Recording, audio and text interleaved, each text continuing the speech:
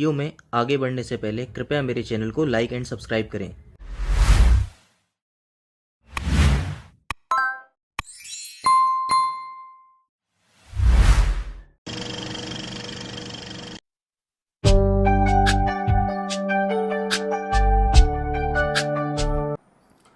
Welcome to my new blog. आज का हमारा टॉपिक है टमी टक या एब्डोमिनोप्लास्टी। तो टमी टक या एब्डोमिनोप्लास्टी होती क्या है? बहुत ही लोगों का ये मिसकॉन्सेप्शन है इसमें कि ये जो भी सर्जरी होती है ये वेट रिडक्शन के लिए सर्जरी होती है। तो ऐसा बिल्कुल नहीं है। ये जो सर्जरी होती है ये बेसिकली आपकी जो टमी एब्डोमिनल पार्ट होता है उसको शेप और उसको टाइट करने के लिए या टोन देने के लिए ये सर्जरी होती है। तो ये बिल्कुल भी मिसकंसेप्शन है कि ये वेट रिडक्शन सर्जरी है। इस सर्जरी के बाद आपका एब्डोमेन काफ़ी शेप में आ जाता है और उसकी जो मसल जो प्रेगनेंसी के बाद या किसी भी और अन्य वजह से ये जो वीक हो जाती है तो उसको टाइट कर दिया जाता है। तो आप कह सकते हैं कि कुछ टाइटनेस आ जाती है और सिक्स पैक्स की तरह एब्स का लुक हो जाता है। अगला क्वेश्चन इसमें आता है कि इसका कैंडिडेट कौन कौन से होते हैं और ये किसके लिए सूटेबल होती है। तो नॉर्मली ये फीमेल वगैरह में आपने देखा होगा प्रेगनेंसी के बाद जो उनके स्कार मार्क वगैरह आ जाते हैं और उनका एब्डोमेन काफ़ी रिलैक्स हो जाता है और काफ़ी लूज़ स्किन हो जाती है, या जो कि ओवर वेट होते हैं कि उनमें भी एब्डोमेन काफ़ी लूज़ होती है, या कई लोगों ने एक्सरसाइज या उसके बाद भी उनका जो रिडक्शन नहीं होता है फैट या एब्डोमिनल बेली का, तो उसमें ये सर्जरी टमी टक सर्जरी या एब्डोमिनोप्लास्टी की जा सकती है।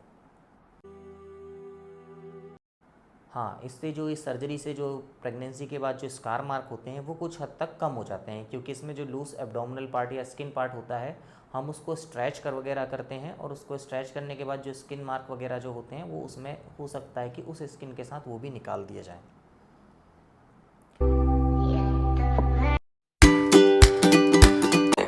यह दो प्रकार से होती है, एक होती है मिनी टमी टक सर्जरी और एक होती है full flash tummy tuck surgery.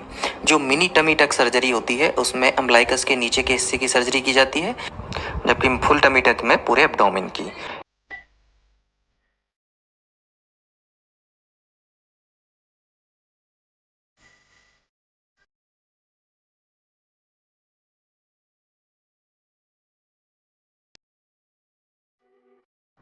इसमें कोई भी दुष्प्रभाव या कोई भी साइड इफ़ेक्ट वगैरह नहीं होते हैं। आप सबसे पहले किसी बोर्ड सर्टिफाइड प्लास्टिक सर्जन के पास जाइए और उससे मिलके अपने सारे क्वेश्चन या क्वेरी पूछ सकते हैं। सबसे पहले तो आप अपने सर्जन के बारे में पता चलें कि वो एक बोर्ड सर्टिफाइड प्लास्टिक सर्जन है कि नहीं है।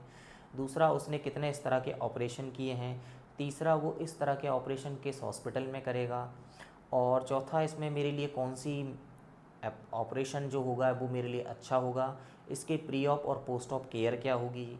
और अगर उसने कोई सर्जरी इस तरह की है तो अगर उसके पास कोई फ़ोटो वगैरह उपलब्ध है तो वो भी आप उसके देख सकते हैं और उससे अपने क्वेश्चन वगैरह क्लियर करके आप सर्जरी के लिए तैयार की सकते हैं।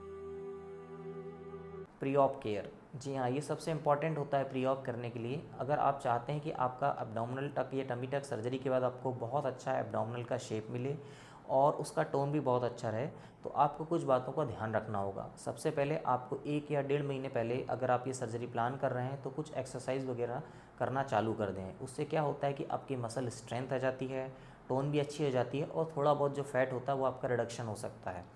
तो जब भी सर्जरी होती है तो उसके बाद आपको और अच्छा रिजल्ट दिखने मिलेगा और आपकी मसल टोन भी बहुत अच्छी हो जाएगी।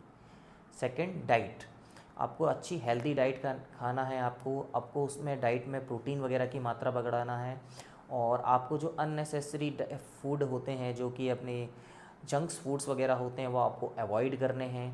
साथ ही साथ आपको फैटी वाले फूड को अवॉइड करना है और कोशिश करना है कि ज़्यादा से ज़्यादा आप पानी पिएं और प्रोटीन वाले फूड ज़्यादा लें। स्मोकिंग, अगर आप स्मोकर्स हैं या अल्कोहलिज़म वगैरह लेते हैं तो कोशिश करिए आप 1 महीने पहले से ये सब कम कर दें और अगर आप इसे बंद कर सकते हैं तो बहुत ही अच्छा है।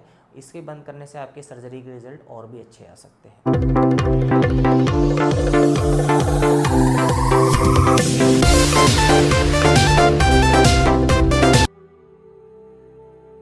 प्रोसीजर, तो प्रोसीजर में क्या होता है कि इसमें प्री ऑपरेटिव प्लानिंग वगैरह होती है। इसमें आपका प्लास्टिक सर्जन सबसे पहले आपके फ़ोटोग्राफ्स वगैरह लेता है, आपकी मार्किंग वगैरह करता है कि आपकी स्किन में कितनी लूज़ स्किन है, कितना आप उसमें कवर कर सकते हैं और इस सब की मार्किंग करने के बाद एनेस्थेटिस्ट जो होता है वो आपको डिसाइड करता है कि आपको रीजनल एनेस्थीसिया बेस्ट रहेगा या जनरल एनेस्थीसिया बेटर होगा। नॉर्मली एब्डोमिनोप्लास्टी या tummy tuck surgery general anaesthesia में की जाती है।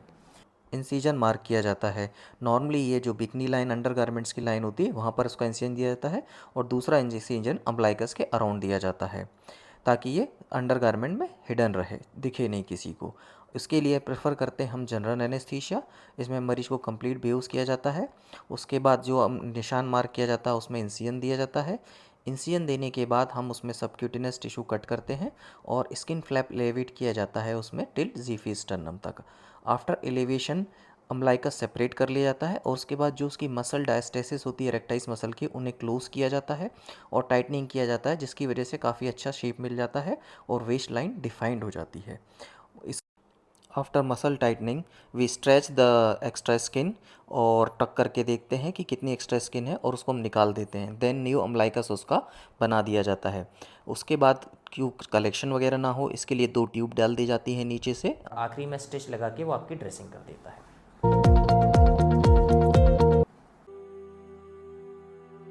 इसमें जो अम्बलाइकस या अम्बलाइकल बटन बोलते हैं उसमें उसकी नई पोजीशन आ जाती है और उसको अच्छे से शेप दिया जाता है, क्योंकि जो स्किन एक्स्ट्रा होती है हम जब उसको पुल करके नीचे की तरफ लेके आते हैं तो हो सकता है आपका अम्बलाइकस या एब्डोमिनल बटन की पोजीशन शिफ्ट हो जाए, पर उसमें कोई दिक्कत नहीं होती है। वो एक अपनी नई जगह और अच्छी बेटर जगह पे हम उसको शिफ्ट कर सकते हैं।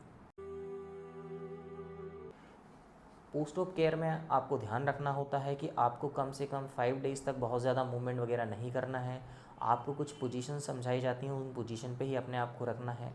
कोशिश करना है कि एब्डोमिनल मसल जितनी ज़्यादा रिलैक्स हो उतना अच्छा है, उस पर कोई अननेसेसरी प्रेशर नहीं आए। आपको बैंड नहीं करना है, आपको बहुत ज़्यादा वज़न नहीं लिफ्ट करना है। थोड़ा बहुत आपको वॉशरूम वगैरह आप जा सकते हैं, वो भी एब्डोमिनल बाइंडर लगा के। 3rd से 5th डे के डीप में आपका सर्जन आपकी ड्रेसिंग करता है और अगर ही उसने कोई एब्डोमिनल ड्रेन या पुट किया होगा तो वो आपका 3rd से 5th डे के बीच में वो निकाल दिया जाता है। इसके बाद हर तीसरे से चौथे दिन वो आपकी ड्रेसिंग करता है और 7 डे के बाद वो आपको नॉर्मल थोड़ा बहुत वॉकिंग अलाउ कर देता है। एब्डोमिनल बाइंडर या सपोर्ट्स वगैरह प्रेशर गारमेंट के सपोर्ट से आप चल सकते हैं। आफ्टर 14 डेज़ वो जितने भी स्टिचेस वगैरह होते हैं अम्बलाइकस के और वेस्ट लाइन के स्टिच निकाल दिए जाते हैं 14 डेज़ के अराउंड और काफ़ी अच्छा शेप मिल जाता है। इसके बाद धीरे धीरे निशान फेड होता जाता है और निशान इनविजिबल हो जाता है और कोई स्कार मार्क भी नहीं रह जाता है और पेशेंट का काफ़ी ज़्यादा अच्छा डिफाइंड शेप मिल जाता है, जिसमें अम्बलाइकस का और उसकी वेस्ट लाइन का काफ़ी डिफाइंड हो जाती है। और स्टिच निकालने के बाद आपको एब्डोमिनल बाइंडर पे कम से कम 3 महीने के लिए रखा जाता है और अच्छा टोन देने के लिए।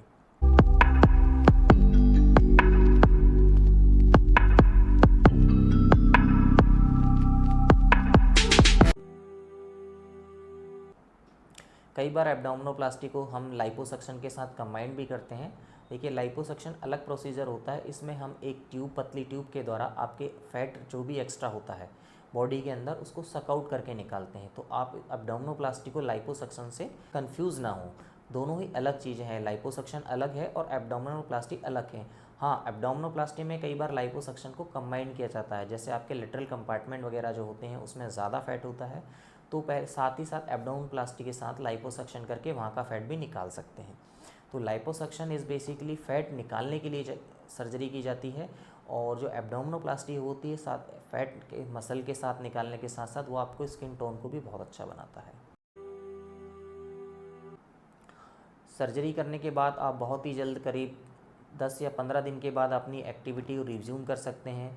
फर्स्ट 7 डेज़ आपको कोशिश करना है कि मिनिमम से मिनिमम एक्टिविटी करें और आपकी ड्रेसिंग वगैरह जो होती है वो आपका प्लास्टिक सर्जन आपको सब बताता है उसकी ड्रेसिंग के बारे में।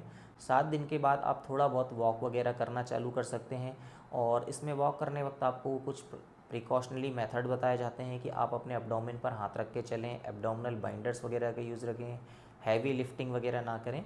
तो इन सब बातों का आप ध्यान रखना होता है। जो भी आपके स्टिचेस वगैरह होते हैं वो सब वेस्ट लाइन में आते हैं और वो बिल्कुल भी विजिबल नहीं होते हैं और 20 डेज़ के बाद आप बिल्कुल फुल अपनी तरह से नॉर्मल एक्टिविटी को रिज्यूम कर सकते हैं।